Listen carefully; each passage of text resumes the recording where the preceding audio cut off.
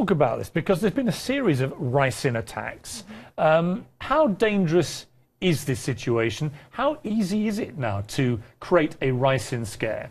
Well, Piers, we should start by reminding people, look, there have been inconsistent preliminary tests. Those field tests are typically inaccurate, which is why they've sent it to the lab.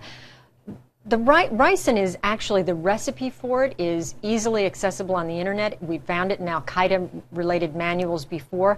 But because it's on the internet, does not require sort of making the basic components. They're easily accessible castor beans. The basic recipe is not so hard. What's difficult is weaponizing it. And so it can be aerosolized at the highest form of weaponization, or it can be used as a contact poison. Sounds like this is what a contact poison is what the individual who sent these letters was intending, but this is pretty crude. It doesn't sound like it was even very well done at that end. Is the FBI investigating it now? The FBI is investigating it. They'll begin looking at the compound itself, confirming that the compound is the same in both letters. It came from the same batch, if you will. But they'll also look at forensics. They'll look for fingerprints that aren't accounted for on the envelope or the letter. They'll look for saliva, DNA, hair, fingerprints, all of that, and they'll go through that in an effort to find the individual, which will then tell them what was the motive. Was it indeed a political motive? How big a problem is it, Fran, for the intelligence services in particular and the FBI and the others in relation to the internet? Because here you've got Ricin, that people can learn how to make deadly Ricin from looking at the internet.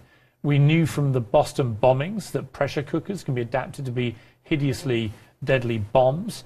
Guns can now be made on the internet. This is a whole new wave of terror through computers. Well, it's the democratization, if you will, of terror weapons and means, right? So it's easier to find both the recipes, the manuals, all of that, and so it's a tremendous challenge. But you know, the FBI's got to balance that against the sort of basic freedoms of the internet. You know, your ability to go to a website or say things that are offensive to other people.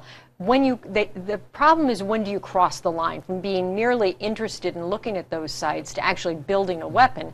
And the FBI's ability to interrupt that cycle, the operational cycle, and that's a real challenge.